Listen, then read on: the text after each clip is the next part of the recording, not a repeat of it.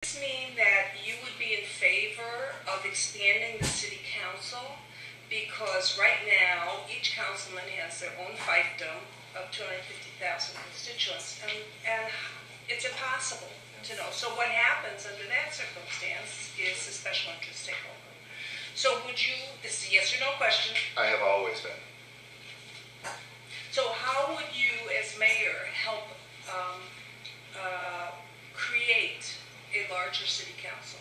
Well, I'm also a realist that I don't believe that voters will ever vote for more politicians. Even if you said this, we spend X million dollars on all the city council offices and we want to expand it $1, or we'll even reduce it, by 10%, but expand the number that share that pool. Voters have pretty consistently shown that they don't want that. But I will, whenever asked, whenever it comes up, make that case that I do believe we're the largest city council districts in the country. And because of that 250,000 people, they're essentially cities unto themselves. That whatever we can do to continue to drive a more locally based interaction. And I've done that myself. So would you be in favor of the borough system? I'm not sure that the borough system wouldn't necessarily add an extra layer of bureaucracy. I have been open to looking at it. I've had a lot of discussions with Bob Hertzberg about it and push that forward.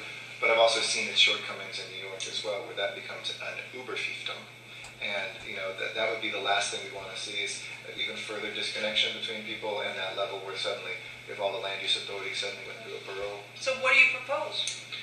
Well, I'll tell you what I've done and what I would do as mayor.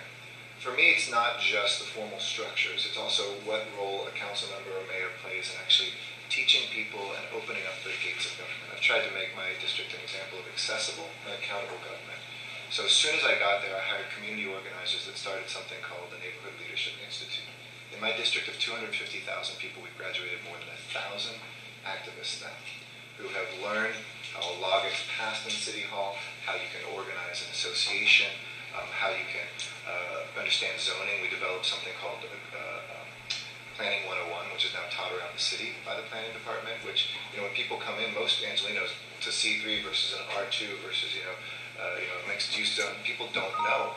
And when I started doing this, a lot of people said, wait a second, aren't you worried these folks are going to organize against you? And I said, well, of course they are sometimes. Hopefully we'll agree on all things, but we never agree 100% of the time. But either you want the position, the title, and the power, or you do believe in grassroots democracy. You're a small d Democrat, party affiliation aside, or not. And so as mayor, I've already started doing this citywide, with co-sponsoring with a number of different associations, consulates, other people who haven't been a part of the system. We can't have in a city of 4 million people, a few handfuls of folks be involved and expect for any of our work to be very successful. So I would build that, I think, in that structure. I've been somebody who's looked at the association, the neighborhood level